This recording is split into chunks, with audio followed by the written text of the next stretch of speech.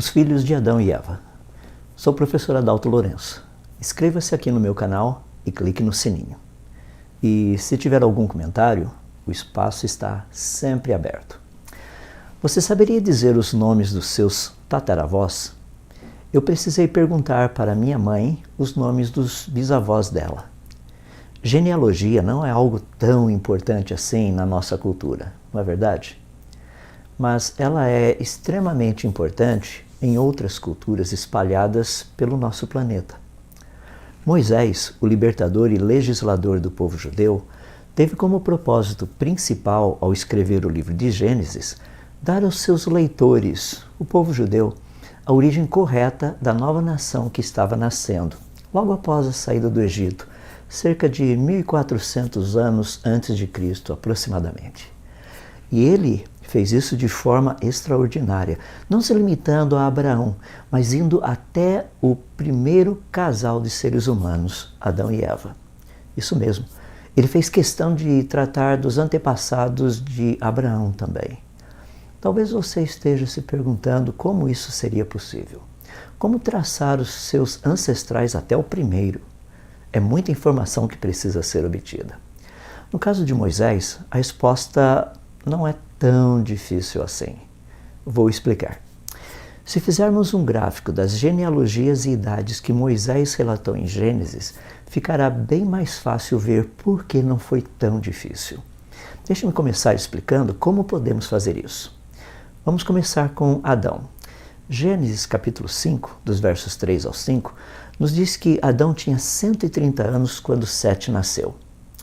O texto ainda nos diz que Adão viveu ainda 800 anos depois do nascimento de Sete. Portanto, Adão viveu 930 anos, vindo a falecer no ano 930 AM. AM é a sigla para Anno Mundi, que é uma expressão em latim. Ela significa no ano do mundo ou a partir do ano que o mundo foi criado. Vou usar essa escala de tempo para facilitar o nosso trabalho com as genealogias em Gênesis. De Adão até José, no livro de Gênesis, são 23 gerações, sendo Adão, obviamente, a primeira. Se utilizarmos o mesmo padrão para todos os demais nomes e dados das genealogias, quando a pessoa nasceu, quando o primeiro filho dela foi gerada, ou quando ela morreu, teremos um gráfico completo mostrando um resumo da vida de todos os descendentes de Adão, indo até José. O período de tempo coberto no livro de Gênesis é de aproximadamente 2.400 anos. Veja o resultado final. Nós temos aqui os quase 2.300 anos, AM, e a Bíblia nos diz que Adão viveu 930 anos. Quando ele tinha 130 anos de idade, nasceu o terceiro filho dele, chamado Sete. E Sete, segundo a Bíblia, viveu 912 anos. Quando Sete tinha 105 anos, nasceu seu filho Enos. E assim nós podemos continuar. Daí você tem o filho de Enos, que foi Cainã, Maalalel, Jared, Enoque, que andou com Deus, Matusalém, que viveu 969 anos, Lameque e Noé. E quando Noé tinha 600 anos, no ano 1656, ocorreu o dilúvio. E aqui você tem os descendentes de Noé, Sem, o seu filho primogênito, que foi a última testemunha ocular do dilúvio, que faleceu no ano 2158. Depois de Sem, nós temos Arfaxades, Salá, Eber, Peleg, Reus, Serug, Naor, Terá e Abraão. Daí temos Isaac, Jacó e José. Percebe? É possível ver todo esse pessoal ali. Esse gráfico nos mostra aspectos impressionantes. Vou citar apenas alguns por questão de tempo. O primeiro e o mais evidente é que o dilúvio ocorreu no ano 1656 depois da criação, quando Noé tinha 600 anos de idade. Percebemos através desse gráfico que Matusalém, avô de Noé, faleceu no ano do dilúvio e que o pai de Noé, Lameque, teria falecido 5 anos antes do dilúvio. Mas existe um outro aspecto que poucas pessoas percebem. É o seguinte: Lameque, o pai de Noé, tinha 56 anos de idade quando Adão faleceu. Certamente Lameque poderia contar os detalhes da criação para o seu filho Noé por ter recebido essa informação diretamente de Adão. Não somente isso, Sem, o filho mais velho de Noé, nasceu quando seu avô Lameque tinha 648 anos. Sem provavelmente ouviu do seu avô Lameque a história repleta de detalhes sobre a criação que Adão havia contado a ele. Vamos colocar essa informação da seguinte forma. Comecemos com o avô de Sem, conhecendo pessoalmente Adão, o primeiro homem criado. Imagine Sem conversando com seu avô. Ô vô, o senhor está brincando quando me diz que conheceu Adão pessoalmente, né? Acho que você consegue imaginar também a resposta do vô Lameque. Você sabe que eu não brinco com essas coisas. Pergunte para o seu bisavô Matusalém. Ele tinha 243 anos quando Adão faleceu. Ele conheceu Adão muito melhor do que eu. E ele já te contou muitas vezes como tudo começou. Geralmente as pessoas não leem o livro de Gênesis desse jeito, que é a maneira como Moisés escreveu para que ele fosse lido. Por isso, as genealogias com datas. De qualquer forma, vamos avançar um pouco mais no tempo usando as genealogias. Abraão nasceu 2 anos depois da morte de Noé. Obviamente, ele não o conheceu. No entanto, Abraão tinha 150 anos quando Sem faleceu. Sem foi o primeiro filho de Noé.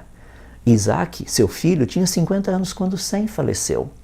Isaac poderia ter ouvido do próprio Sem todos os detalhes do dilúvio, bem como os detalhes da criação, que haviam sido contados para ele pelo seu avô Lameque e bisavô Matusalém, que haviam sido contemporâneos de Adão. Percebe como as genealogias de Gênesis são importantes? Elas nos mostram como a informação das origens teria chegado até Moisés. Esse é o ponto principal. Deixe-me dar mais um detalhe.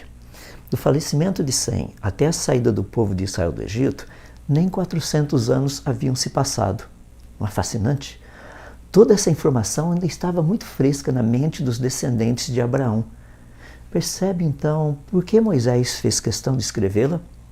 A história bíblica não está baseada em interpretações de achados arqueológicos, de forma nenhuma. Ela baseia-se na transmissão de informação oferecida por pessoas que foram testemunhas oculares dos eventos descritos. Isso é espetacular. Pena que tão pouco disso seja ensinado.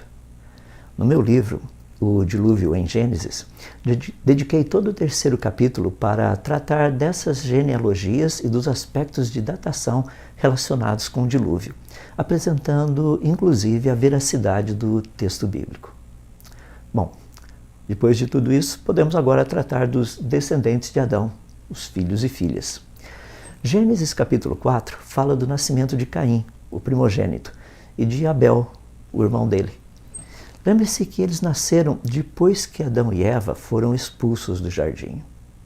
É importante observar que Adão e Eva não tiveram filhos durante os anos que moraram no jardim no Éden. O restante do capítulo 4 trata dos descendentes de Adão e Eva através de Caim, até a 8ª geração, que foi a geração de Jubal, Jabal e Tubal-Caim. Gênesis capítulo 5 nos dá os detalhes dos descendentes de Adão através de Sete, o 3º filho de Adão e Eva. Os versos 3 e 5 desse capítulo nos informam especificamente que, após o nascimento de Sete, Adão e Eva tiveram filhos e filhas. Novamente, é importante notar que a ênfase do texto está no nascimento de Sete e que, após o seu nascimento, Adão e Eva tiveram filhos e filhas. O texto bíblico não dá margem para ideias que Adão e Eva tivessem tido filhos ou filhas antes do nascimento de Sete, além de Caim e Abel.